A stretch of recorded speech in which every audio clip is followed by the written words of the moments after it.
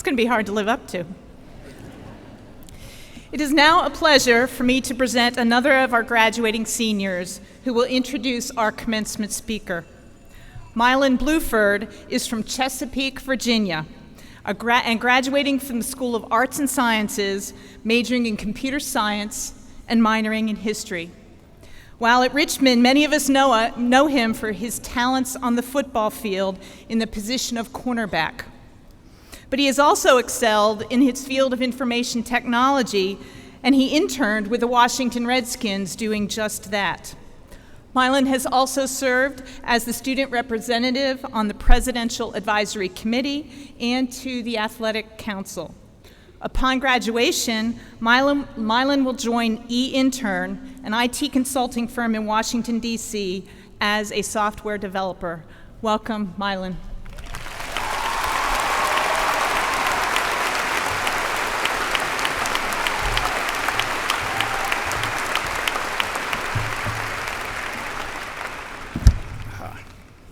Good afternoon, everyone. It is an honor for me to be standing before you today. To my mother and all the other mothers in attendance, I'd like to say, Happy Mother's Day. We love you, and thank you for all the support you've given us these past 4 years.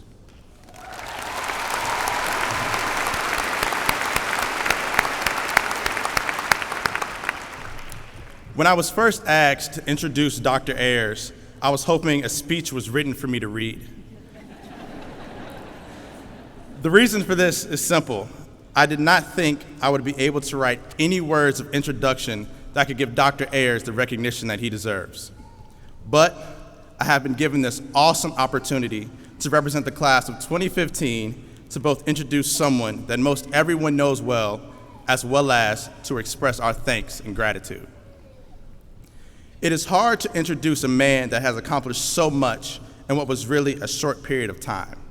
From a very personal perspective, I didn't know whether to talk about the benefit I received from his vision by playing football in the beautiful Robins Stadium, spending a summer studying abroad with other student athletes, or receiving funding for my summer internship. Or maybe I would just talk about the many personal conversations and interactions I've had with him these past 4 years. Whether directly or indirectly, Dr. Ayers has impacted each and every one of my classmates' experiences here at Richmond. Some things that have been identified by students that describe Dr. Ayers are his willingness to embrace diversity, listen to the students, and break barriers.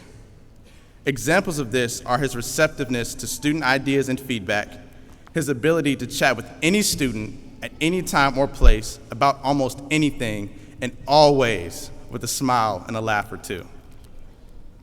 Other significant contributions that are not underestimated by my classmates or myself are the values that are demonstrated through his willingness to break barriers by implementing change, allowing each student a chance to succeed in the classroom while enhancing the on-campus experience with the addition of new buildings and dorms through the Richmond Promise, and also ensuring that every student has the opportunity to be successful by receiving funding for an internship through the Richmond Guarantee.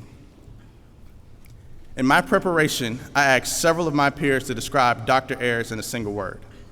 Words I received were teacher, visionary, funny, and genuine. While I could go on for days with their responses, I will sum it up by saying, Dr. Ayers, you have left a wonderful legacy for all of us to benefit from. You will be sorely missed here you are. From the class of 2015, I say thank you.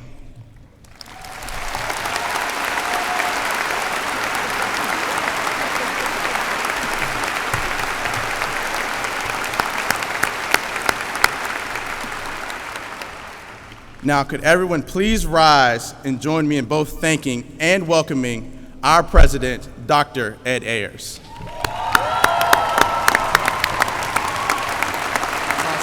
Thank you. Thank you. Thank you. Please sit down. I so resent following both of those speakers. So I'm glad that in my brief time with you, the 2 hours that we have for my speech, that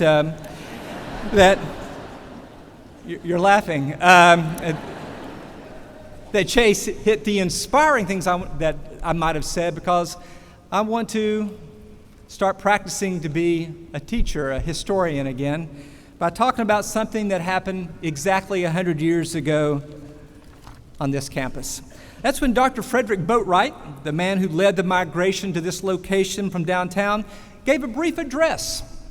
In 1915, he spoke in West Hampton's dining room, what we now call the Perkinson Recital Hall in North Court, where he and his family lived in new buildings designed to look as if they had been built in the 13th century. 26 young men and 11 young women received bachelor's degrees that day. Here's what he said: "For 83 years, the institution has quietly done its useful and enlarging work."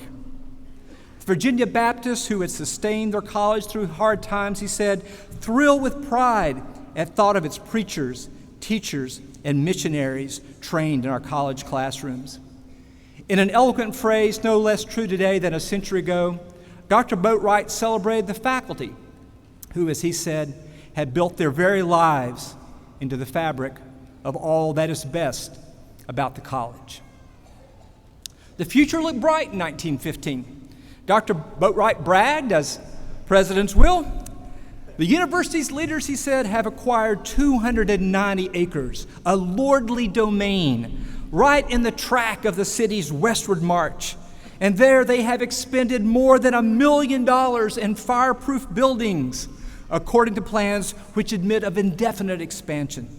The Gothic architecture is satisfying and harmonious. The landscape is beautiful. Already the underground pipes and conduits are laid for buildings to cost another $1 million. So he's looking out and doing what presidents do, translating things into these numbers and imagining what this place might become. And even more important, in 1915 was another recent accomplishment. The bold new West Hampton College had been created, quote, for the needs of the 20th century woman. Yeah, all right. Even 21st century women as well. Those women would receive something rare in 1915, a thoroughly modern education in all the fields of study to which men had access. So after Dr. Boatwright's speech, quote, the whole company adjourned to join a vast assemblage on the north shore of the lake. The new university was exceedingly proud to have its very own power plant, its tower the tallest structure on campus, and they put it to good use at the first opportunity. The great buildings were all lighted up, a newspaper reported, and then some scores of automobiles were so placed that their headlights illuminated the surface of the lake. Then came 12 floats, each symbolic of a particular stage of the development of education. The scene was one of singular and memorable beauty.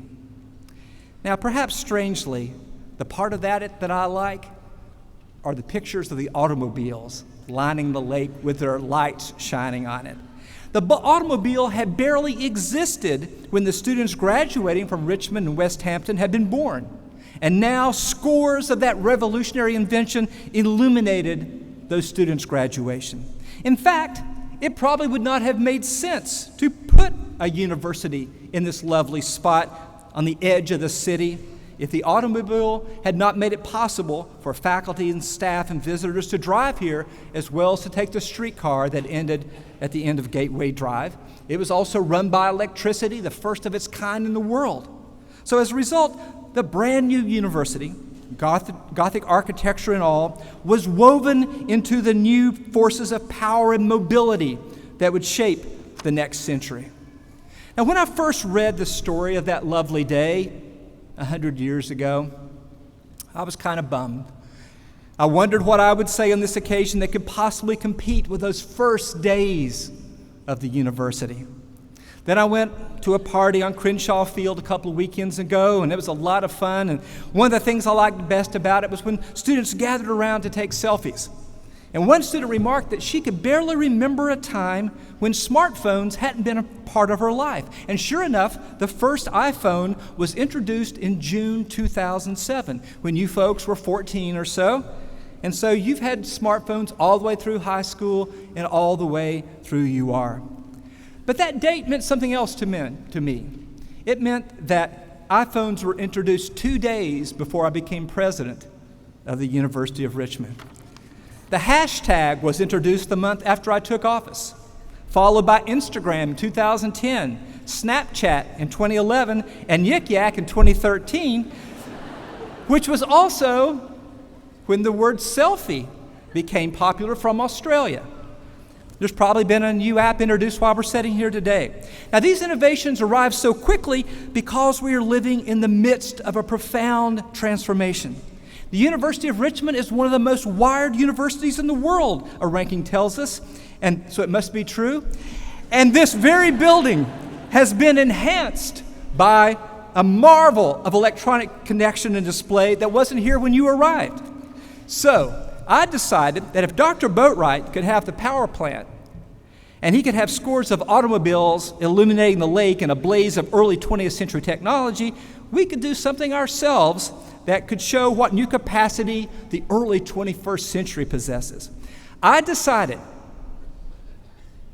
in an act of great self-sacrifice, that I would give up 30 seconds and no more of my speech to invite the graduates before me, and only the graduates, please, to pull your phones from beneath your robes, take a photo of yourself and the people around you, try to get as many people in as you can, and then send it to the Twitter tag or the email address you see.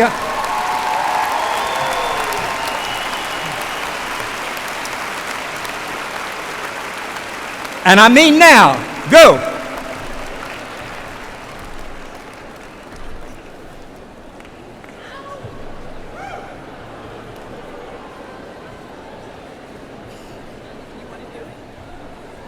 I want to get in on this as well.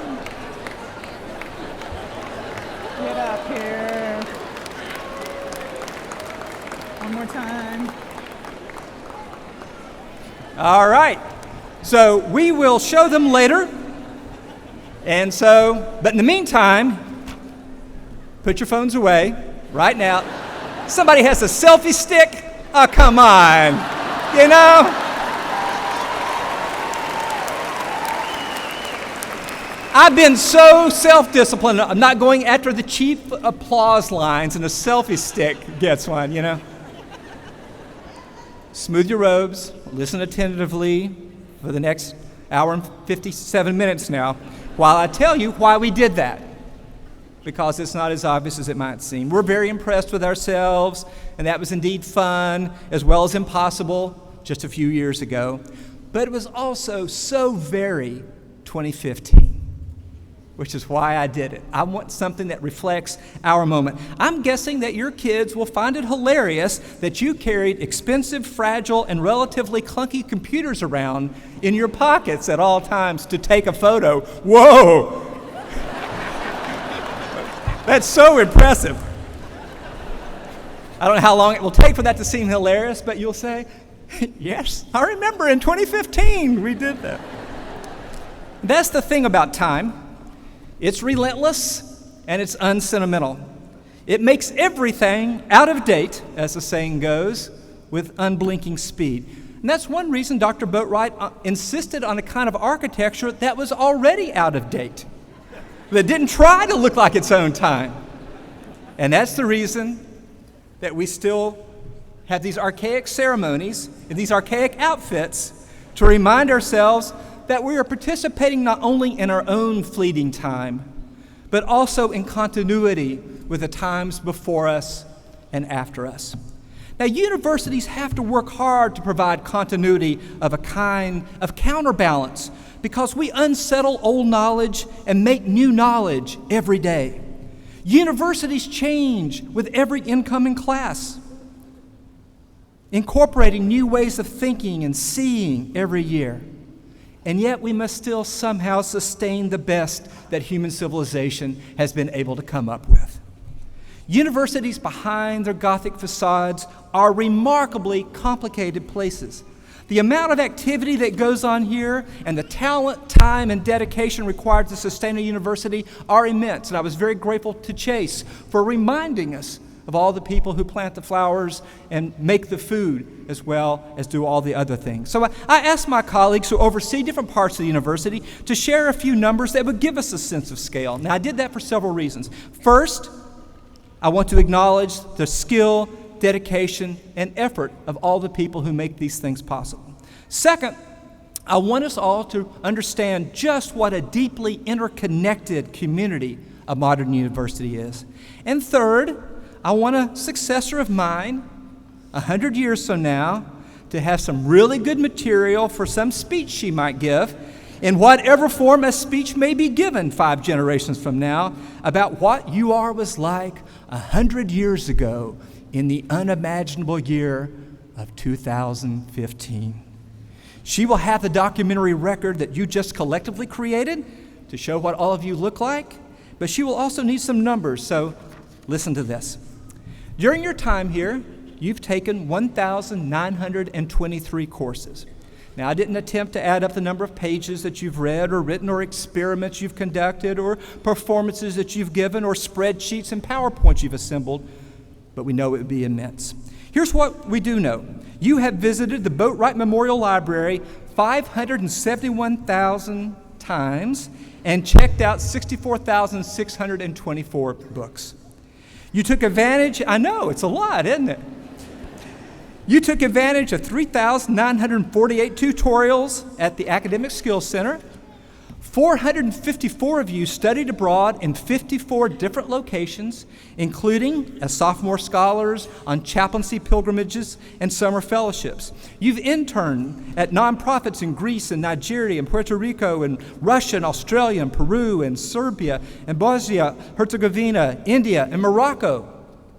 78 of your class served as orientation advisors and volunteered 8,736 hours to help the class that came after you to adjust to campus life. 65 of you served as peer advisors, helping those behind you set records for retention. Your mentees joined 118 organizations.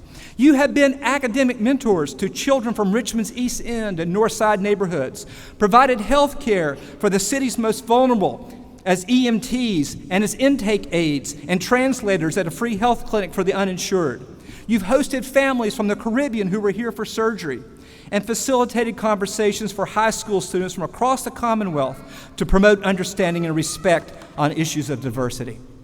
118 of you participated on a Division I athletics team with 15 of 17 teams setting new academic records while winning 9 conference championships and logging 11 postseason appearances.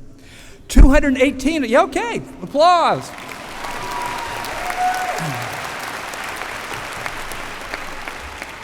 "218 of you participated in a sports club on 31 different teams, winning 6 state championships and qualifying for 14 national championships. You competed in 1,792 intramural games, participated in 7,000 fitness classes, logged 565,351 miles on the treadmills, and visited the Weinstein Center 633,000 times. Now that's good, because I'm told that one of the most popular dishes in D Hall is chicken parm. And in that form, you have consumed 151,000 boneless chicken breasts, 14,120 pounds of marinara sauce, and 47,444 pounds of cooked spaghetti. Not everything is good. You accounted for 31% of the Great Mumps outbreak of 2013. And perhaps not coincidentally, 100% of you have now met all your immunization requirements. And finally, during your time here, you have sent or received 21,292,376 emails, just emails, and enough text messages, blog posts, photos, and video to consume or share 3.7 petabytes of data over our internet connections. And just in case you want to know, a petabyte is a quadrillion bytes, or in layman's terms, a whole lot. And it's possible that our recent stunt may have moved the needle on even that number. Now, no one can see all of this activity, all that goes on in a university in the early 21st century. The days when Dr. Boatwright himself rang a bell between classes have passed. The challenge for the future is sustaining all this experience and sharing it with as many people as possible, regardless of their backgrounds. It may be that we're living in a time when such opportunities are at their peak, with higher education stripped down or going more online in the future. What we certainly do know is that the education here is rare. To have this many opportunities in every facet of your life, we're all lucky to be here. Now, we can't know what's coming, of course, and that is the point. We cannot know, and so we need to be ready for whatever may come. Here's one final quote from Dr. Boatwright's speech that helps us see how full of surprise the history before us will be. Quote, "All new things now will date back to the class of 1915. That's what he told the proud graduates on that day 100 years ago. In 1940, we ancients of 1915 will bask in the reflected glories of the university that is to be. So in 1915, looking ahead to 1940. And they did bask, but Dr. Boatwright could not know what would happen in between. The Great War just around the corner that was going to lead the university to vacate its buildings to make room for wounded in just a matter of months. The Great Depression and the vast war that would come right after the reunion of 1940. But neither could he know about the stunning gift from the Robbins family that would transform this university in 1969, or that in 2015, the graduating class would come to us from so many backgrounds, from all over the world, and display such remarkable talents. Or that this ceremony celebrating your achievements could be viewed from anywhere in the world in real time. Dr. Boatwright had great dreams for this university, and the university has succeeded far beyond anything even he or Dean Keller could possibly have dreamed. The kind of education you have received is rare, but it is the kind of education the world needs here in the early 21st century, deep and broad, flexible and engaged.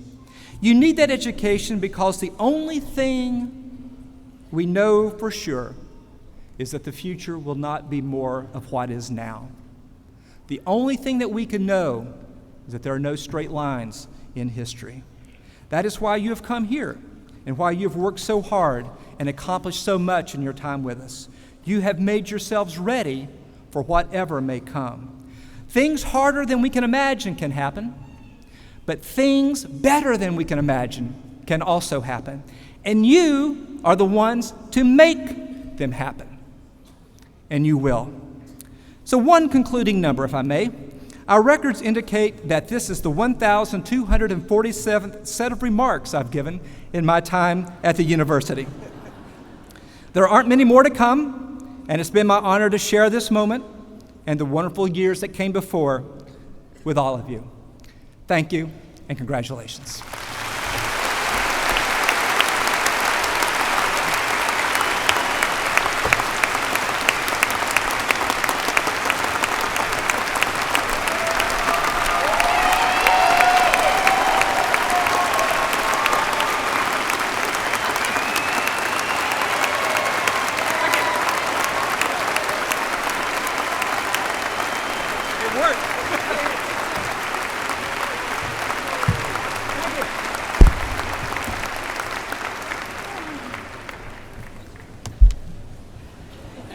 As you said, Ed, it worked. I think the class, there's us. I think the class of 2015 commencement's going to be a memorable one. Thank you, Ed.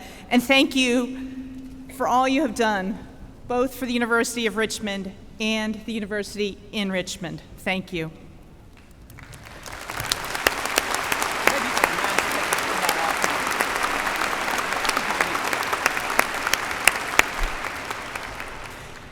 The president, who is still the president, has asked me to ask the technology folks to turn off the snapshot stuff at the moment. There we go.